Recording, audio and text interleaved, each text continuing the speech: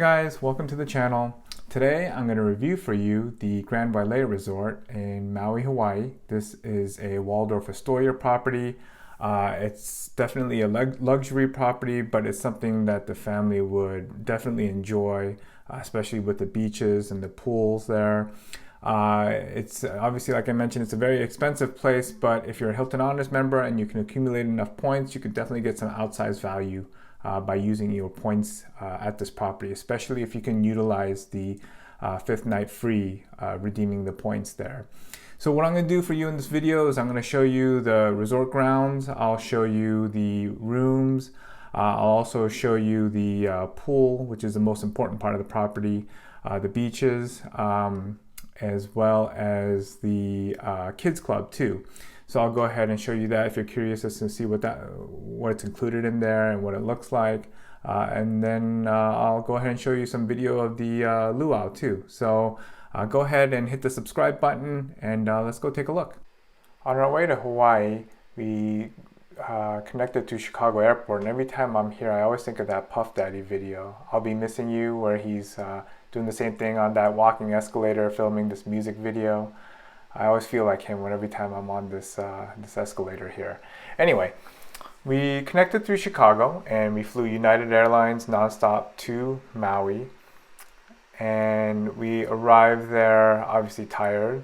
But here's the view of some of the grounds. This is the main atrium lobby area.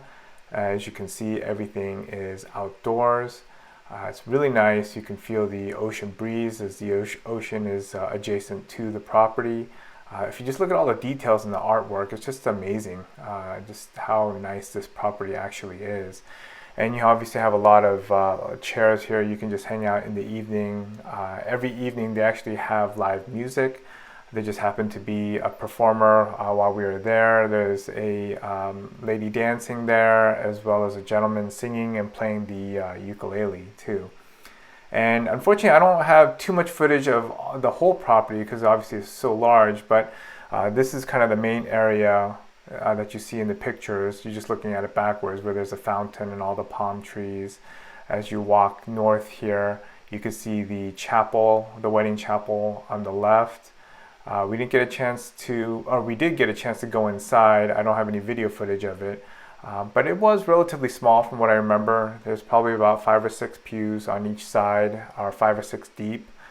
So you can't obviously have a large wedding. Not that you would, because obviously it'd be a very large or very expensive destination wedding to have it here. But that's the chapel. And then the next footage is of the actual room itself. This is a standard 2-queen room. Nothing too fancy about it. The one nice thing is definitely the balcony. The balcony was nice and spacious. The chairs were comfortable. We would have coffee here every morning just enjoying the view. The back over there's a rack for your swimsuits to dry off every evening. And the ocean is on the west side, so that was nice because you can enjoy the sunset every evening. And then this next part of the video is going to show the actual beach itself. Right now it's not that crowded because it was later on in the evening. They actually do have beach chairs and umbrellas set up by the property, but then they take them down, I think around 7 o'clock every evening. But obviously the beach is open 24 hours, so you can be there even after they take away the chairs and the umbrella. And obviously it's not as crowded right now as it would be during, let's say, the morning or noon. But it's a very nice beach. And the highlight, of course, of the property is actually the pool. And this is the only property in the world that actually has a water elevator. I think that's kind of, I don't know, maybe a glamorous term to use, because all it is basically a flotation device that is lifted up by water filling into this chamber, but still it's pretty cool. And the story behind this is that the owner created this water elevator for his son, who was actually paralyzed, so that he could enjoy the pool.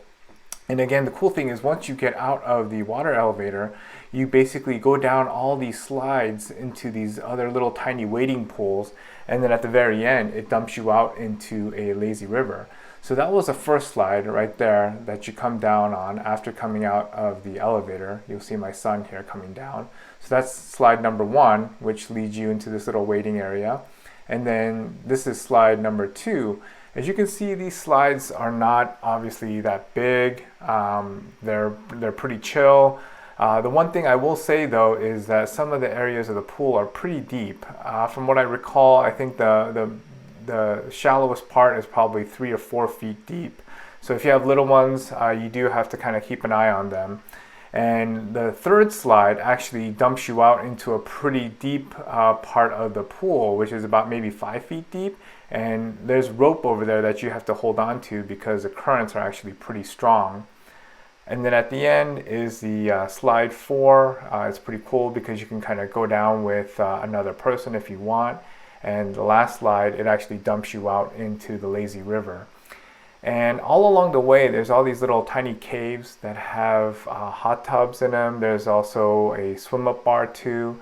This is basically a rope area that you can use to dive into the deep end of the pool. That's again also connected to the lazy river. So the pool complex is very large over here, and it's definitely the highlight of this property. So this is the kids club area. I believe it's called the Rock.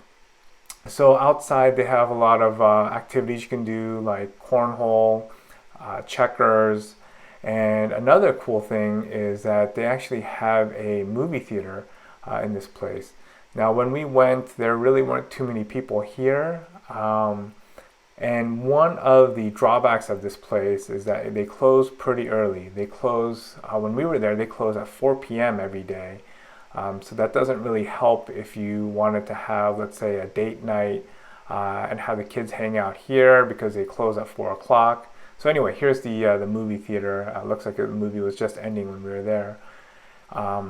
Yeah, so the time, the opening hours were kind of disappointing, but the club itself was actually pretty cool. They have an area for little ones. They have this costume play area where kids can get dressed up, play in these structures. And then they also have areas for toddlers too. They have rooms for different crafts that they have scheduled throughout the day. You can see that coming up here. And then they have a room just dedicated to Legos too, which is pretty cool. That's going to be your first room on the left. You can see the Legos on the wall, as well as a Lego table. And then the next room on the left is, I don't know what you would call it, but they have like little princess houses, doll houses, I guess, that you could play with. The next room here has a 4-person air hockey table, as well as video games. You know, why not pay all this money to go to Hawaii to play video games, right?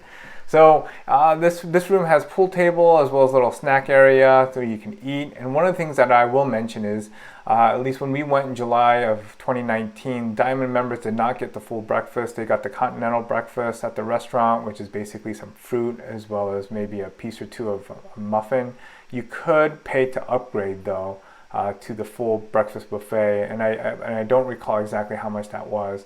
This right here is video footage from the club where we actually upgraded to, you have to pay an additional fee per night. It's not included as a Hilton Diamond member.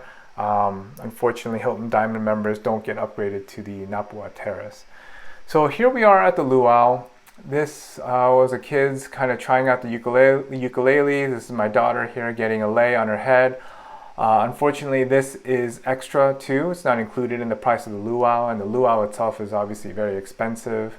The food was okay, wasn't nothing great. They did have the traditional pig that they bury beforehand.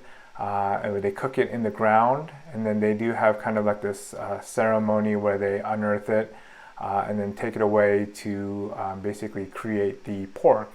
And so here's the footage right here of the gentleman taking it out of the ground here. The whole show was a little bit longer than what I thought it was going to be.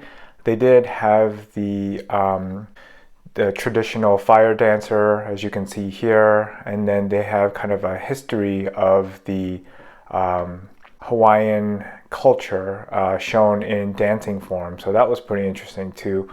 But overall, it was a good experience. That again, we probably would just do it once and not do it again.